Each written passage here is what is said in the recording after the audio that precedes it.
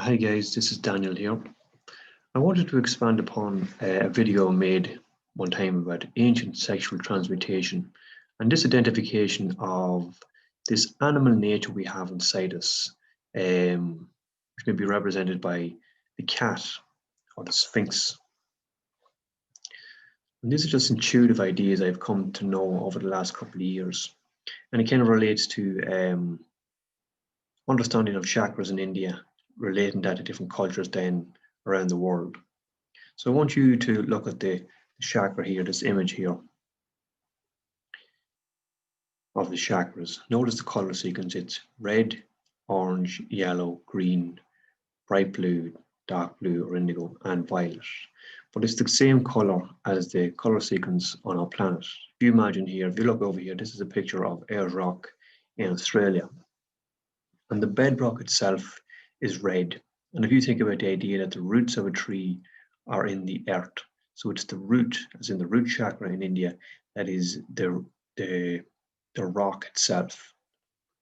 And as you then rise higher from the ground, then things start to take on a kind of an orange or brown kind of color. Think about sand or soil, things like this actually would represent the sacral level in a earthly kind of sense. So anything, if you come to that conclusion, then anything which lies or crawls on the ground actually represents the sacral level. So think about the idea that sand, soil, clay, water all lie on the ground.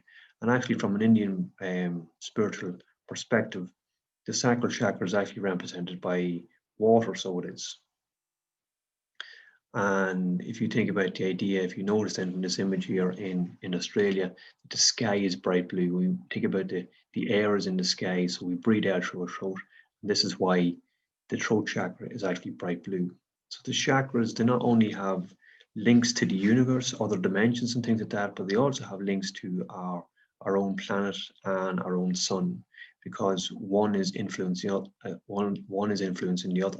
So as they say, as above, so below, and as within, so without. So what's happening in the universe and what you may perceive as other dimensions is also influencing our planet and our sun and the colors and activities going on here. So we've identified now that anything which lies or crawls on the ground represents the sacral level in an earthly sense. So think about the idea that I said anything that, think about soil, clay, sand, water, all lie on the ground. But things like beetles, scorpions, snakes, things like this crawl on the ground or lie on the ground, or think about the idea of a child crawls on the ground, and it's the sacral that creates the child. And I intuitively come to know this. It's a kind of a simple understanding, but and I thought it was only things that crawl on the ground, and I never considered that the cat, as in the tiger or the lion, actually might be the most formidable or the most dominant creature in this sacral level. And if you think about the idea as well that the lion or the tiger is actually an orange color, it's actually the same color as the sacral chakra. So you imagine that early ancient cultures and tribes actually know the same thing that Indians are portraying through chakras, that only these tribes and cultures are portraying it through imagery or portraying it in their own way, maybe through color. They pick particular colors and put it maybe on their bodies to convey a particular message. They're not directly vocalizing what they're saying, but they're actually saying the same thing. So I realized is that the cat, from an early tribal cultural perspective, was actually the most formidable and the most dominant creature on the planet for tribes who maybe were trying to bring about civilization. And this image of the cat would be embedded within their symbolism, within their kind of psyche, and would come out in dreams. So this cat would be like the ultimate expression of control from maybe a natural point of view that early tribes and cultures had to overcome. And then there's this identification that if they wanted to tame the nature, that they actually had to tame what was inside them. So the symbolism within their dreams would have been of a cat.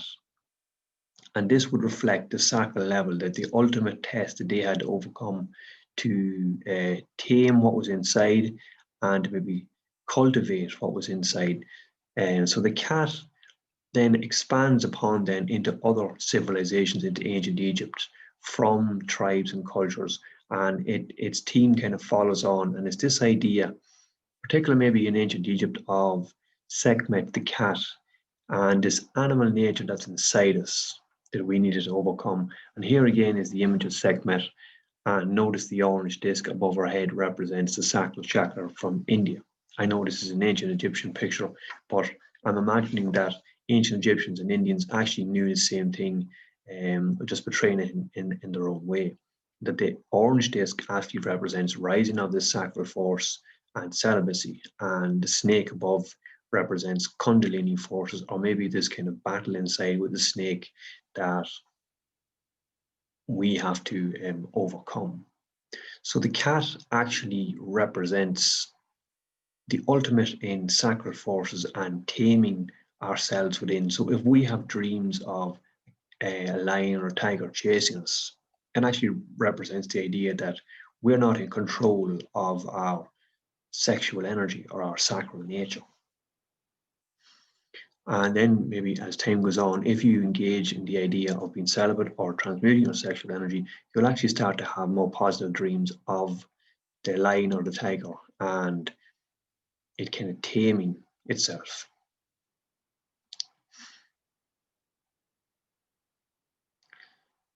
So there are many images across the world. Here's one in particular in India. It's of a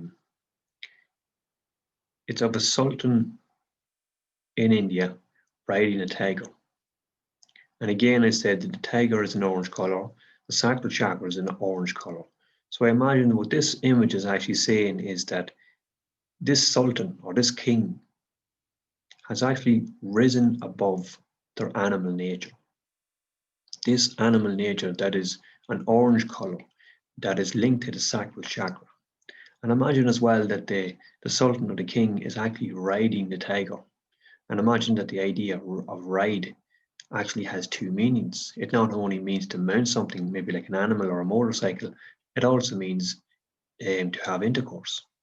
So this is what this image represents as well, is this idea that we have this animal nature inside us, and it's linked to an orange color, and it's linked to the sacral chakra. It's something inside us, this animal nature we have that we need to rise above.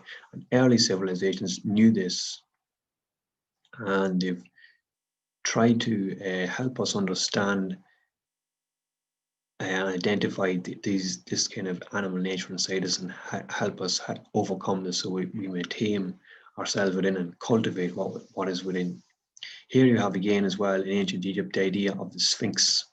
This is like a stone carving in sandstone of a cat outside the pyramids in Giza. And again, I said anything which lies or crawls on the ground represents the sacral level. So think about the idea that sand lies on the ground.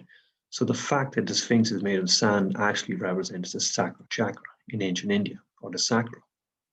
And the fact that it's a cat as well represents the ultimate expression of this sacral nature, and this formidable or the most dominant kind of physical force in the nature, or of something that's wild within us and within the nature that we need to tame and maybe control before we can cultivate our own lives.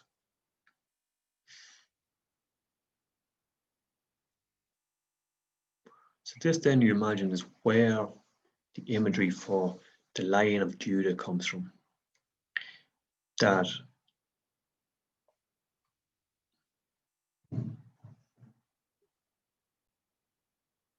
this image actually represents this kind of force inside us that if we tame, we can actually communicate with it. And it's our early connection with God and improving the world around us.